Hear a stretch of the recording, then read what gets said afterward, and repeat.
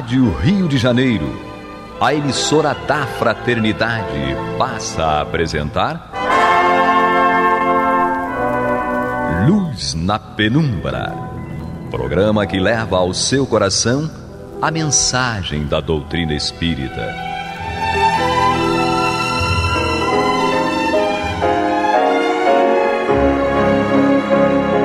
E com vocês, João Batista, para o estudo de O Livro dos Espíritos, da obra codificada por Allan Kardec. Papai do céu nos guarde, nos abençoe. Louvado seja nosso Senhor Jesus Cristo.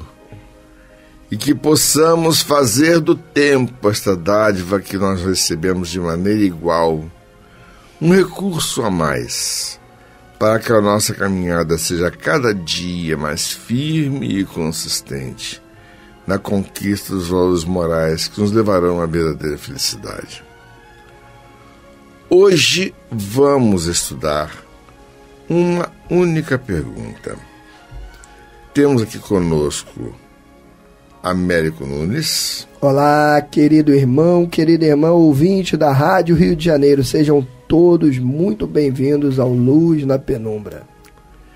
Temos o Jefferson. Olá, amigos, muita paz para todos.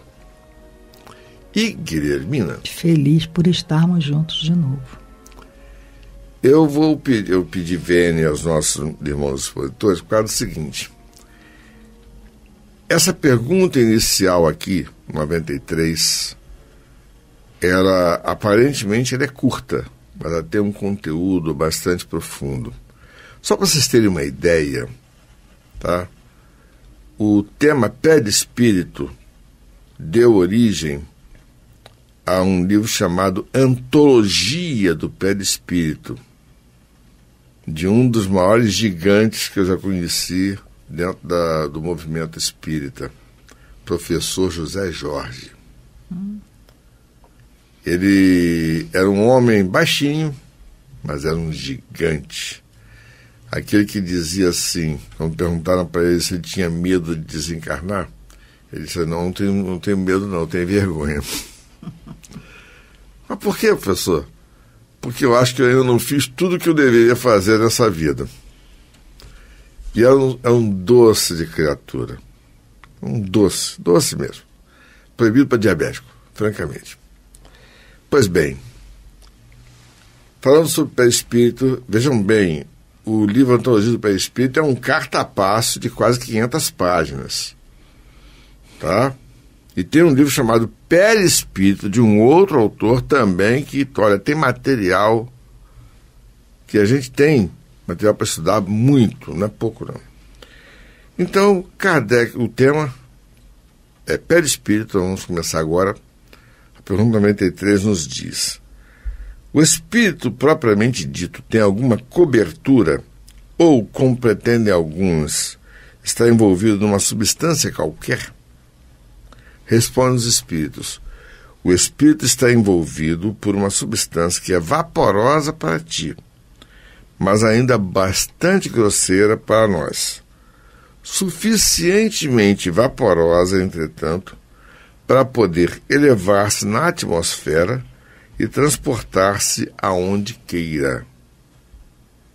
Ou seja, os espíritos utilizam este veículo que, embora seja fluídico e não de matéria densa, ainda é matéria, de alguma maneira. E a analogia traçada por Kardec no comentário à pergunta é impressionante. Assim como o germe de um fruto é envolvido pelo perisperma, o espírito propriamente dito é revestido por um envoltório que, por comparação, se pode chamar perispírito.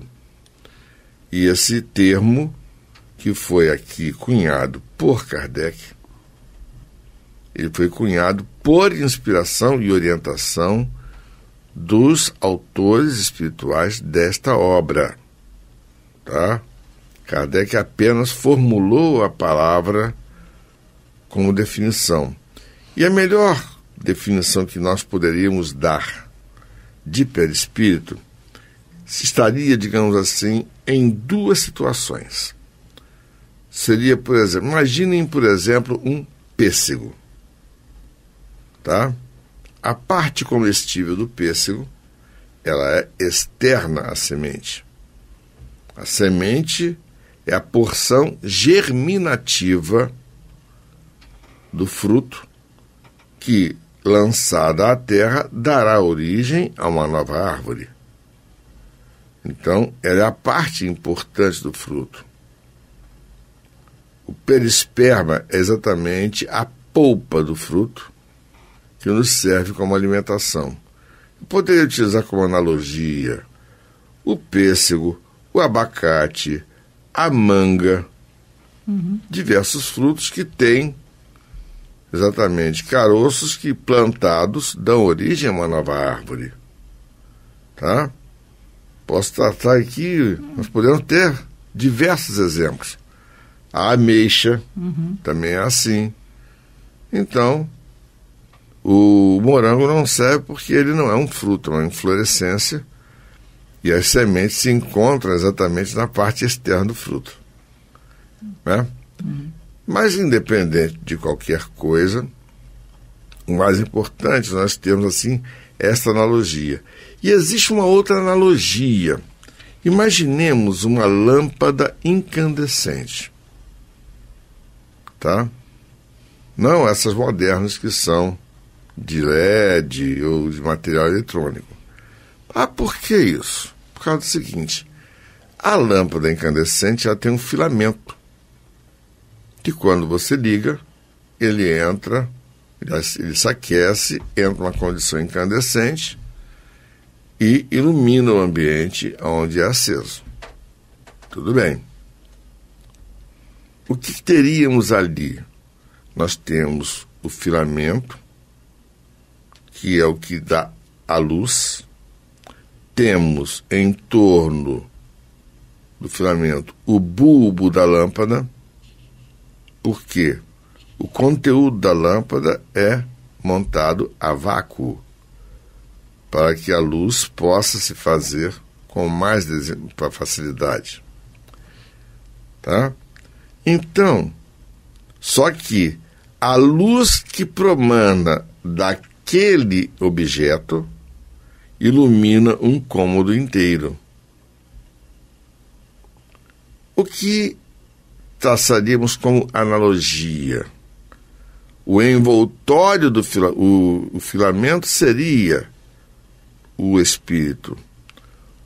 O bulbo da lâmpada seria a estrutura perispiritual que limita a sua estrutura física. Porém, a energia irradiada pelo espírito, ela transcende o bulbo da lâmpada e atinge todo o ambiente. Então, isso aí são considerações que eu faço de uma maneira mais ou menos grosseira, para que nós possamos compreender uma analogia. Nós vemos coisas, lógico. Como é que aparece uma entidade, como é que ela é representada habitualmente, uma entidade de luz? Tá? Ela aparece com um brilho que surge a partir de si. Nós temos algumas imagens de Jesus em que, a partir da estrutura do tórax, se irradia uma luz multicolorida. Os santos da Igreja Católica são mostrados com um brilho, uma auréola sobre o crânio, por detrás do crânio. E os artistas daquela época que desenharam esses santos, eles não sabiam, eles estavam basicamente mostrando uma estrutura que faz parte da estrutura perispiritual, enquanto o indivíduo está ainda encarnado, que é exatamente a irradiação luminosa do chakra coronário que fica na topografia da pineal, e exatamente pelo brilho que tem, ele é chamado, inclusive, pelos hindus de o lótus das 1000 pétalas. E tem um brilho todo próprio. E a parte externa, pela conjunção das cores, se torna branca, muito brilhante, de acordo com a evolução espiritual. Porque, por exemplo, figuras como Santa Maria, Nossa Senhora, Jesus, os apóstolos, os santos em geral são representados dessa maneira. Porque o brilho que é representado de suas mentes é representado desta maneira, uma irradiação perispiritual. Vocês vejam a importância da estrutura perispiritual não somente como um envoltório do espírito. Ele é um veículo também de manifestação de efeitos muito marcantes para que nós entendamos a atividade dos espíritos desencarnados na sua relação com a estrutura física densa que nós representamos.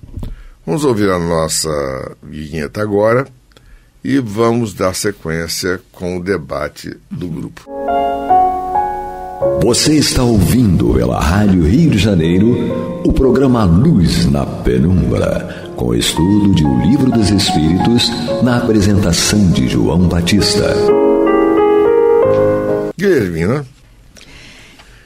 Perispírito é um tema realmente fascinante, porque faz a gente voar no pensamento e no raciocínio, através, inclusive, particularmente pela explicação dos espíritos.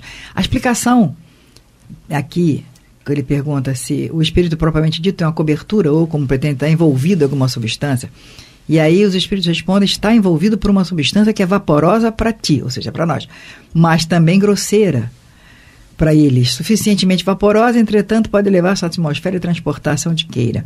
Aí ele diz, como o germe de um fruto, é o exemplo, como o João colocou. O germe de um fruto é envolvido pelo perisperma. E o espírito propriamente dito é revestido por um envoltório que, por comparação, se pode chamar de perispírito, e faz todo sentido.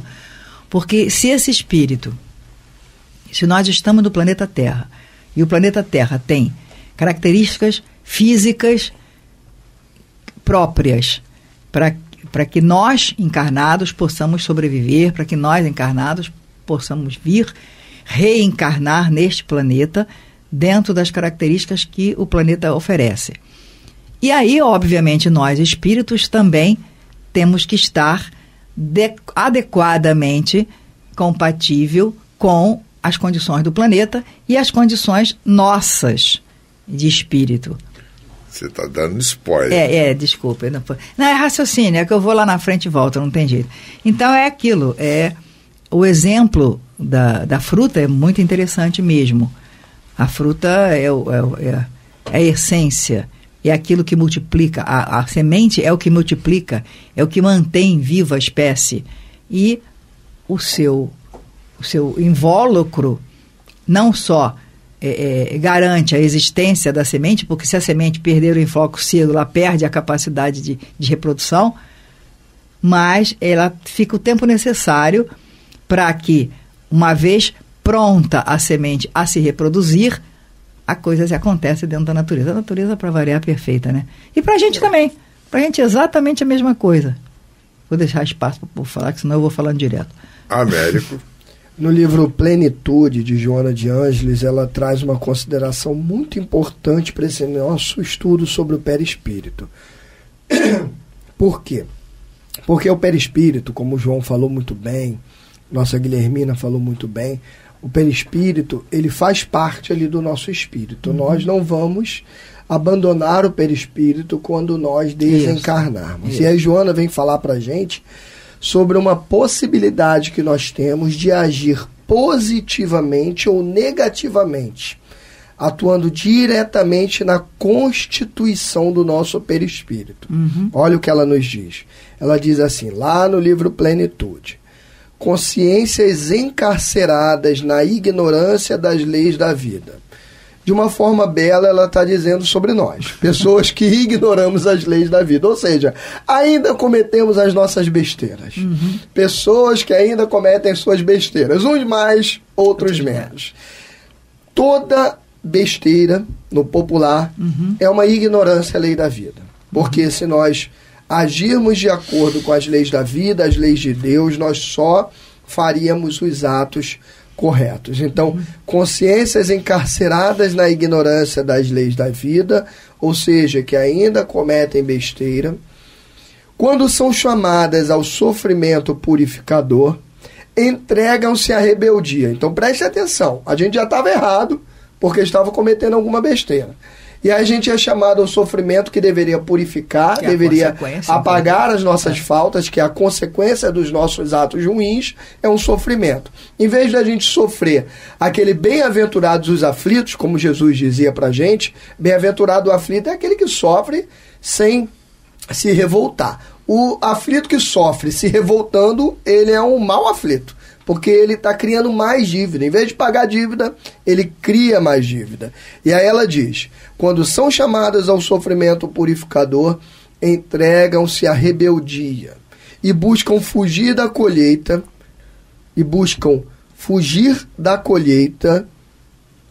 que lhes chega mediante o suicídio horrendo. Então as pessoas cometem equívocos ao passarem pelos sofrimentos que são oriundos do próprio erro do passado, ou dessa vida ou de outra, acabam cometendo erros ainda maiores. E ela diz que para a própria desdita mais dolorosa, encontram a vida que ultrajaram com um gesto desvarado, somando as novas dores, a frustração por constatarem-se como indestrutíveis e as aflições decorrentes do ato praticado, que produzem dilacerações no perispírito, que passa então a sofrer males que não conduzia anteriormente. Então, tudo aquilo que a gente comete de infração à lei divina implica em uma gravação daquele ato no nosso perispírito, sob a forma de uma deformação no nosso perispírito, que vamos em algum determinado momento, seja nessa vida ou em outra, termos que pagar por aquilo ali. Então, como é que é o espiritismo? Eu acho essa analogia perfeita. Ela é como se fosse uma esponja. Tudo aquilo de ruim ou bom é como se fossem líquidos que eu vou jogando no meu perispírito, ele vai absorvendo. Num determinado momento, a esponja é apertada e aquele líquido sai. O que é esse líquido saindo? É aquilo tudo indo para o meu corpo físico. Então eu coloco no meu corpo perispiritual tudo aquilo que é fruto do meu pensamento ou do meu ato, bom ou ruim. Se é ato bom, eu coloco coisas boas no meu perispírito. Se é ato ou pensamento ruim, eu coloco coisas ruins no meu perispírito. E em algum momento, aquilo ali vai ser despejado no meu corpo físico, sobre doenças, moléstias, deformidades, às vezes até de nascença. Tudo isso vem vindo do meu perispírito que eu mesmo descuidei em vidas anteriores. Então, meus irmãos, cuidado. O perispírito, por ser esse envoltório, como o João falou, ele vai guardar todas as impressões dessa vida e de todas as outras vidas. Olha a responsabilidade. O que eu faço hoje pode implicar numa deformação no meu perispírito que eu vou vivê-la muitas das vezes durante várias reencarnações. Daí a importância da gente agir de acordo com as leis de Deus. Porque toda infração de lei de Deus vai implicar em jogar para o meu perispírito esse lixo. É como se eu estivesse jogando lixo no meu perispírito. Em algum momento eu vou colher esse lixo. Exatamente. Um aspecto interessante sobre o perispírito, eu estava voltando aqui à pergunta 76, onde os espíritos informam, né? Os espíritos são seres inteligentes da criação, povoam o universo fora o mundo material. Então, nós, como seres inteligentes que povoamos o universo, o espírito ele não tem uma forma, não tem... ele por si só não não seria possível ser identificado. E para atuar no mundo material, no mundo físico, nós precisamos de um primeiro envoltório, que é justamente esse, que a gente está estudando, o perispírito. Então, o perispírito é essa camada, né, que os espíritos falam que é vaporosa e até certa forma grosseira, né, e que faz essa conexão, dando ao espírito um formato, né, dando ao espírito a possibilidade de se fazer perceber no mundo material. Então, o espírito que a gente está tratando aqui é o espírito desencarnado, ele consegue se apresentar e ser perceptível numa reunião mediúnica, num ambiente, por conta do perispírito que lhe dá a forma. E esse perispírito vai ser o elo, vai ser a conexão com o corpo material quando estamos encarnados.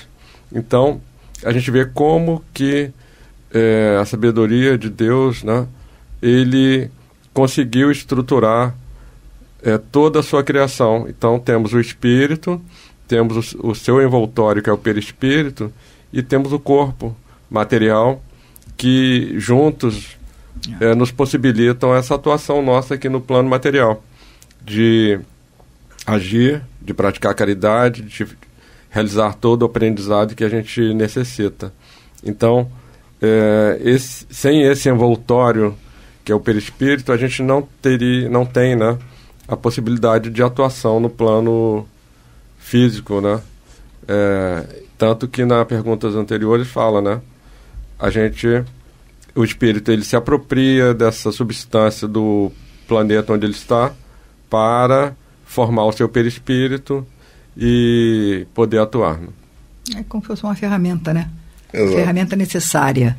Só para vocês terem uma ideia, existe um autor, ele desencarnou em 2003, Hernando Guimarães Andrade. Ele chamava o perispírito MOB, Modelo Organizador Biológico. A obra dele, ele tem para mais de 20 títulos somente analisando o perispírito. E olha, honestamente, merece consulta, pelo menos a teoria corpuscular do espírito e espírito, perispírito e alma. São duas obras que eu acho seminais para compreender o que seja isso que está aqui numa perguntinha resumida, feito por Kardec. Então, vamos refletir a respeito disso, que é o corpo do espírito depois desencarnado e aquilo que nós também carregamos para poder manter em contato com o mundo espiritual durante a vida física. Então, é fundamental. Reflitamos, que o Papai do Céu nos guarde, nos abençoe, hoje, agora, para todos sempre. Que louvado seja nosso Senhor Jesus Cristo. Que possamos fazer do tempo, essa dádiva maravilhosa que todos nós temos de maneira igual, um recurso a mais para caminhar com mais desenvoltura, com mais coragem, com mais equilíbrio na direção da perfeição espiritual que nos trará a verdadeira felicidade. Graças a Deus. Graças a Deus. Você está ouvindo o programa Luz na Penumbra.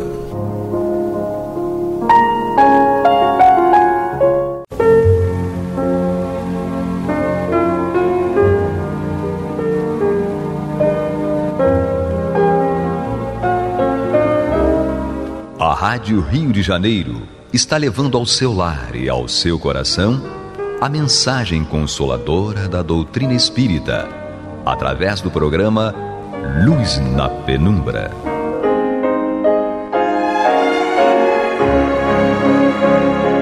E com vocês, Antônio de Pádua Barbosa, para comentar o Evangelho segundo o Espiritismo, da obra codificada por Allan Kardec.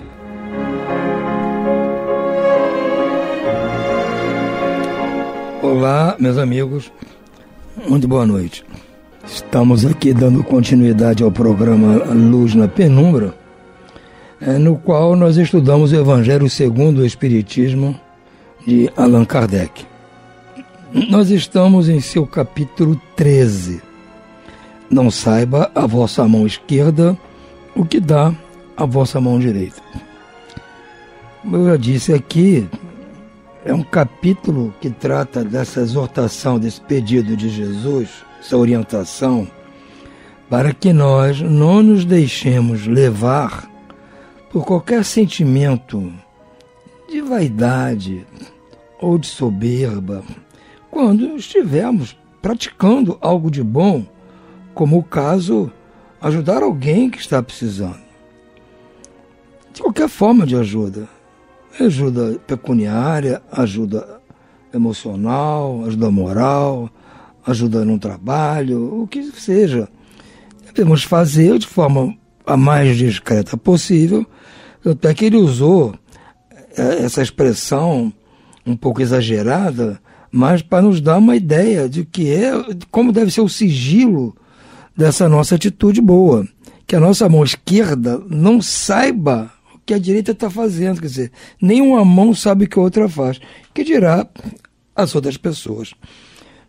E o capítulo trata disso e nós já estudamos aqui bastante a respeito disso. E nessas mensagens que nós vamos estudar hoje,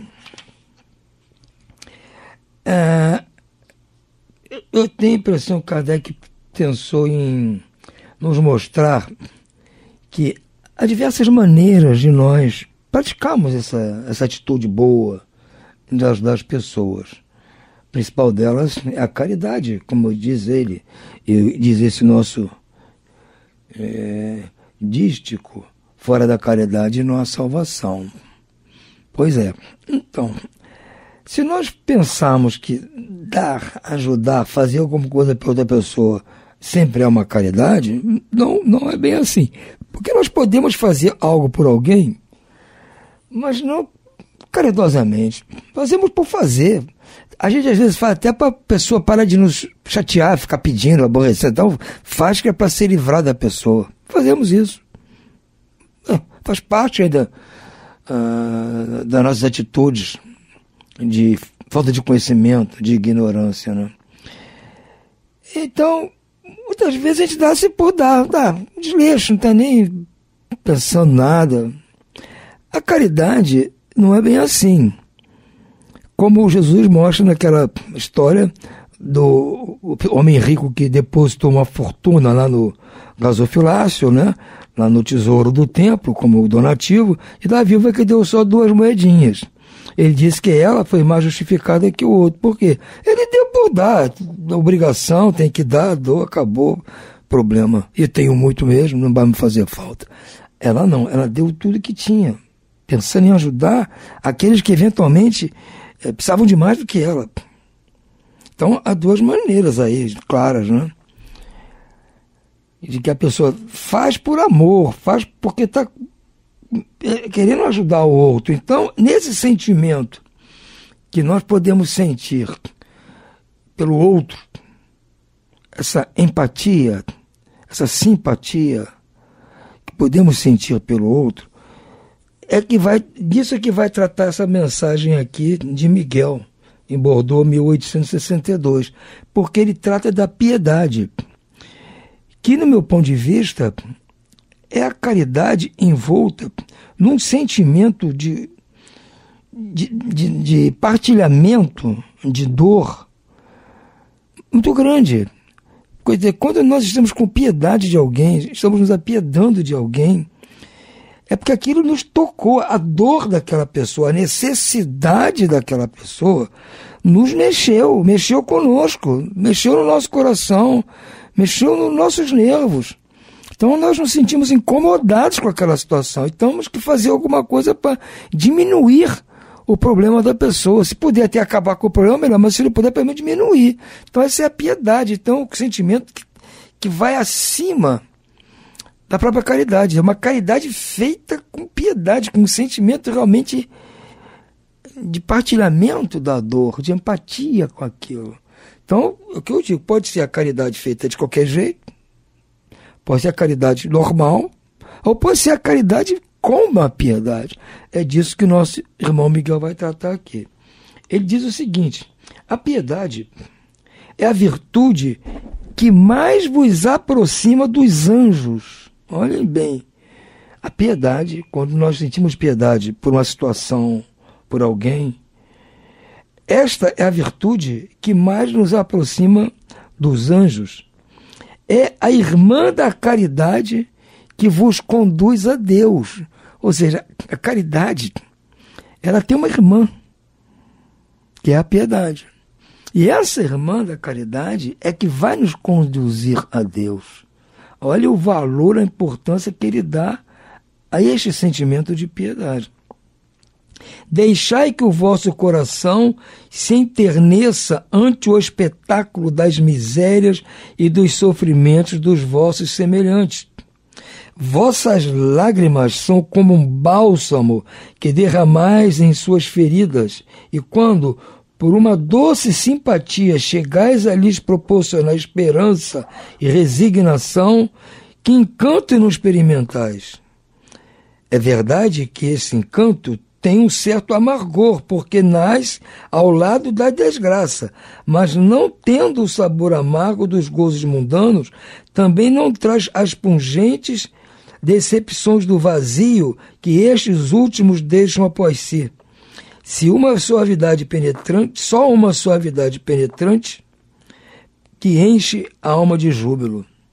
Então, olha só, ele está comparando esse sentimento de piedade que nós sentimos, e quando aplacamos um pouco a dor do nosso irmão, porque estamos nos apiedando dele, nasce em nós um sentimento maravilhoso, uma sensação maravilhosa, que infelizmente ela foi causada por um certo amargor, ou seja, foi a dor daquela pessoa, a desgraça daquela pessoa que nos suscitou a possibilidade de fazer este bem, este gozo. Mas ele disse, esse gozo é diferente do gozo das coisas terrenas, porque o gozo das coisas terrenas, quando acaba, deixa um vazio dentro de nós. É igual picolé.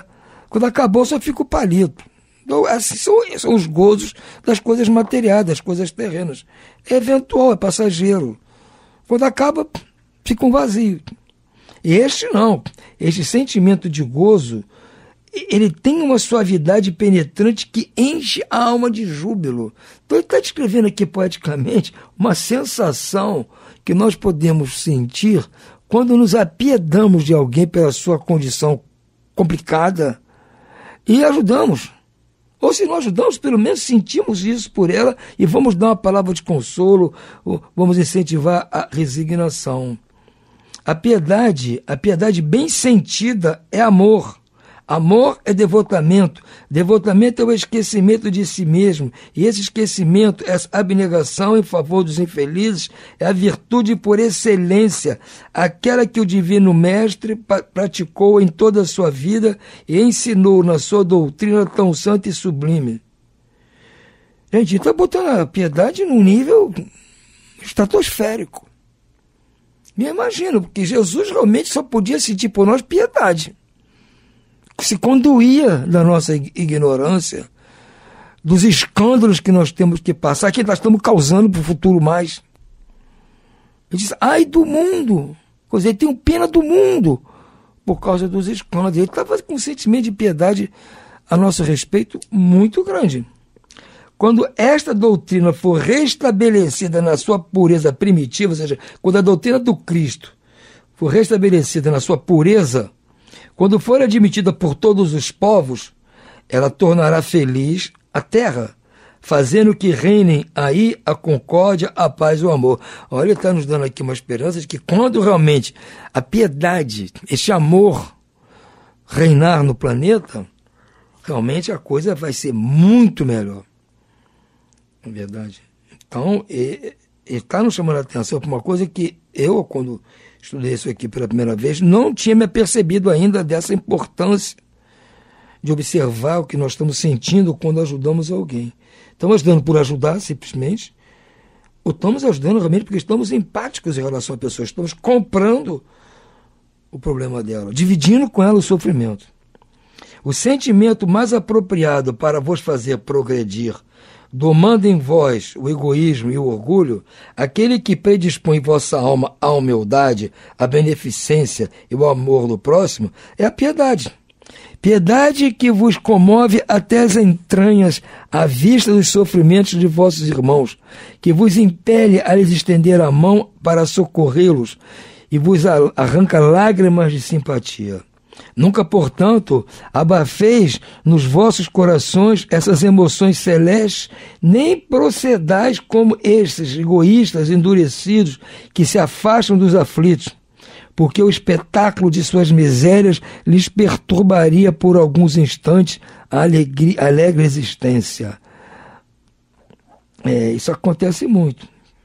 Conosco mesmo, se nós formos observar. A tranquilidade comprada a custo de uma indiferença culposa é a tranquilidade do Mar Morto, que oculta no fundo de suas águas a lama fétida e a corrupção. Ou seja, eu fico tranquilo porque quem está sofrendo é o camarada lá e está longe, não estou nem aí, não estou vendo, vida que segue. Eu fico tranquilo. Essa tranquilidade que ele está falando aqui é uma tranquilidade cuja indiferença culposa, essa indiferença por essa situação, é um crime. É comparada à tranquilidade do Mar Morto, aquele mar que há ainda, né? Lá na região do Oriente Médio, ali onde é a Galileia, aquelas terras lá onde se encontra o Estado de Israel hoje em dia. Que no fundo deste mar, ele é tranquilo, porque ele é um lago na realidade. Não é um mar. Ele é chamado de mar porque ele é muito grande, mas ele é um lago, então está com as águas tranquilas. Mas, no fundo, tem aquela lama fétida e tem corrupção. Então, como geralmente as lagoas e lagos são assim. Quão longe, no entanto, se acha a piedade de causar a perturbação e o aborrecimento de que se apavora o egoísta. Ou seja, o egoísta tem medo de sentir piedade porque ele se sente constrangido, se sente mal ante a situação difícil do outro. Mas ele não faz nada, não sente nada por aquilo, quer a distância. Então incomoda ele esse sentimento. É certo que a alma experimenta, ao contato da desgraça alheia, um constrangimento natural e profundo que faz vibrar todo o ser e o abala penosamente, fazendo que se volte para si mesma. Realmente, você não consegue evitar sentir alguma coisa quando vê alguém em sofrimento. Grande, porém, a compensação quando conseguis dar coragem e esperança a um irmão infeliz que se internece ao aperto da mão amiga e cujo olhar úmido, por vezes, de emoção e de reconhecimento, se dirige para vós docemente, antes de se fixar no céu em agradecimento por ter lhe enviado um consolador, um amparo. A piedade é o melancólico, mas celeste precursor da caridade, primeira das virtudes que a tem por irmã e cujos benefícios ela prepara e enobrece. Então o irmão Miguel aqui foi profundo, poético, nessa sua, assim, ode à piedade, irmã da caridade. A virtude que mais nos aproxima dos anjos, é que nos conduz a Deus. Então nós temos que dar atenção ao praticarmos a caridade, se estamos sentindo pelaquela pessoa que está precisando da ajuda, estamos sentindo isto por ela, uma piedade, uma sensação de querer dividir com ela a situação. É para isso que ele nos convoca. A outra mensagem é uma mensagem pequena de um espírito familiar em Paris, 1860.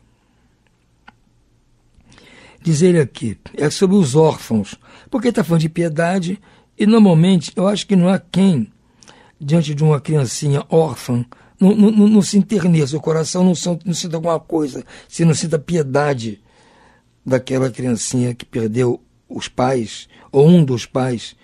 Você sente piedade por aquela criancinha? Sente.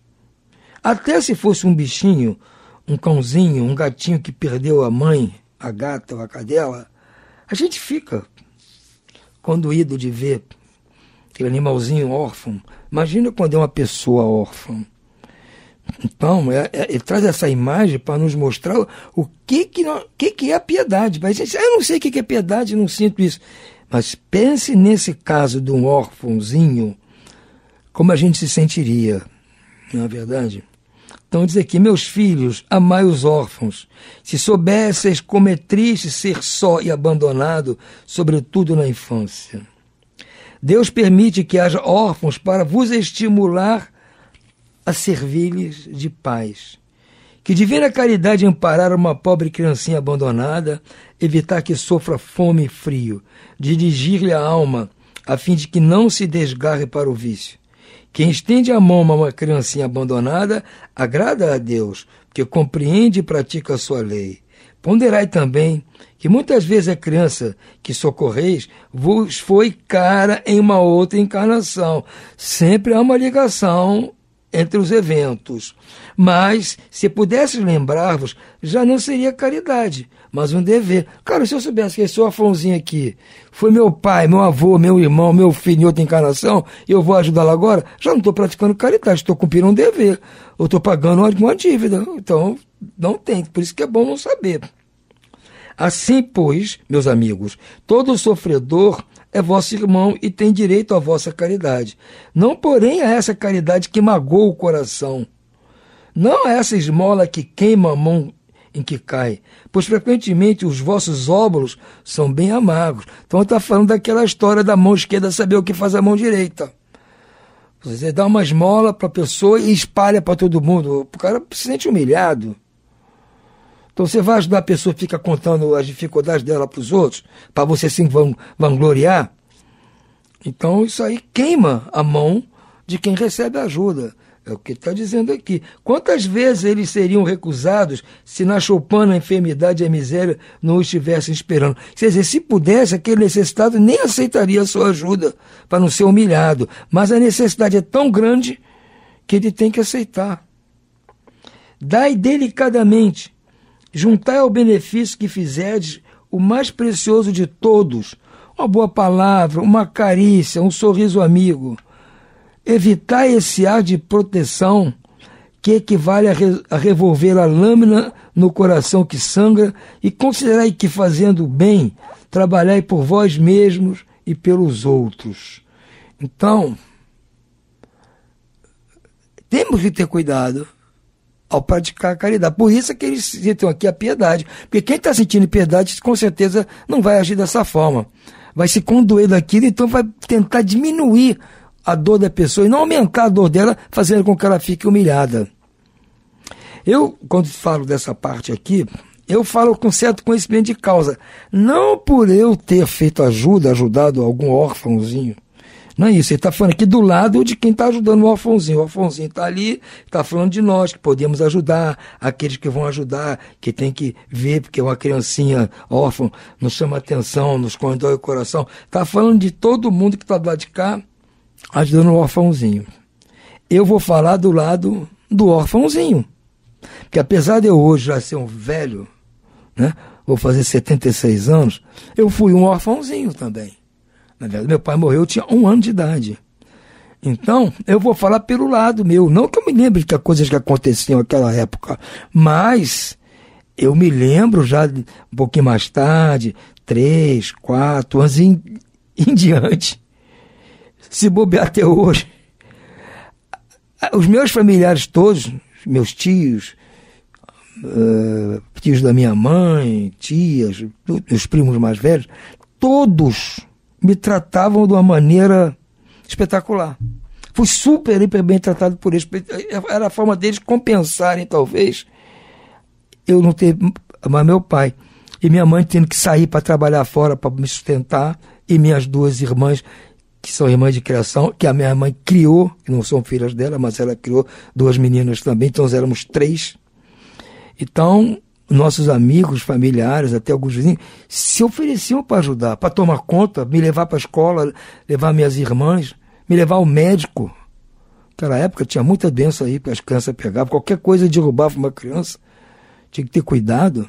Então tinha familiares, primas mais velhas, que me levavam para médico, levavam para a escola, tomavam conta de mim enquanto minha mãe estava trabalhando. Sempre fui hiper bem tratado. Então eu posso falar do lado de quem recebeu essa caridade. recebeu esse sentimento de piedade. Eu sei que foi muito bom. Eu sei, vamos pelo lado de quem recebeu. Estou no testemunho aqui de que foi bom. Então, se quem puder ajudar uma criança numa situação dessas, tenha certeza que essa criança vai ficar feliz pelo que ela está recebendo. Eu tinha um tio que até hoje meus primos mexem comigo, porque eu tinha lá 3, 4 anos, sei lá, ele ia trabalhar e todo dia ele vinha almoçar em casa, trabalhava perto e vinha almoçar em casa. Ele passava no bar, na esquina, comprava para ele uma cerveja para tomar no almoço e comprava para mim um Guaraná Caçula. Todo dia ele trazia um Guaraná Caçula para mim, porque ele via criança em casa. Minha mãe foi trabalhar, estava só minha avó me olhando, não sei o que. Então, ele passava lá, não, está aqui, Guaraná Caçula. E meus primos, até pouco tempo, ainda mexiam comigo por causa dessa história, que eu era um privilegiado. Mas então, eu estou falando de brincadeira, mas é o lado de quem teve esse benefício. Quem foi alvo da piedade, do amor, do carinho das outras pessoas. Então, estou dizendo a vocês, faz muito bem, é gostoso receber isso. Então vocês vão receber retribuição por isso que fizerem. Como esses meus parentes todos que me ajudaram a minha mãe, a ajudar as minhas irmãs, com certeza, muitos já faleceram, a maioria já faleceu. Porque se eu estou com 76 anos, imagina a idade que eles estariam hoje. Não é?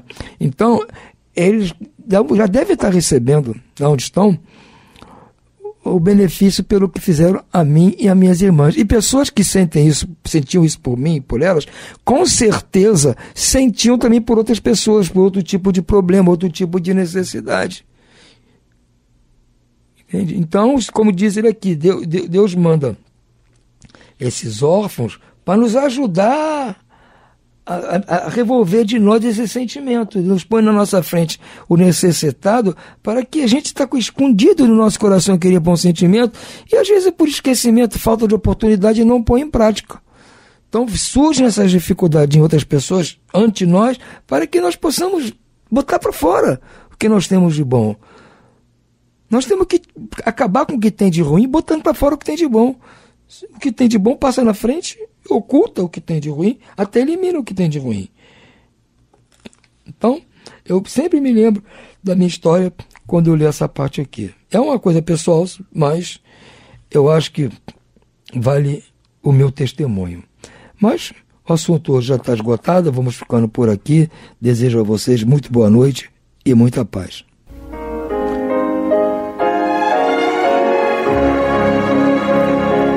E vamos ouvir agora a prece de encerramento de nosso programa, na voz de Geraldo de Aquino. Jesus, dá-nos coragem para a luta, piedade para os insultos e misericórdia para as injustiças e ingratidões. Limpa nossa alma de inveja e ambições mesquinhas, de ódio e de vingança o nosso caminho.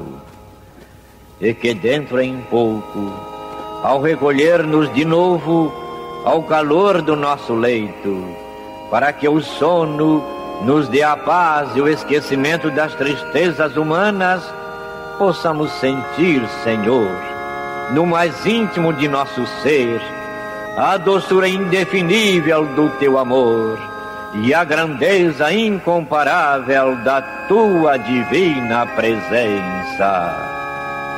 Que assim seja.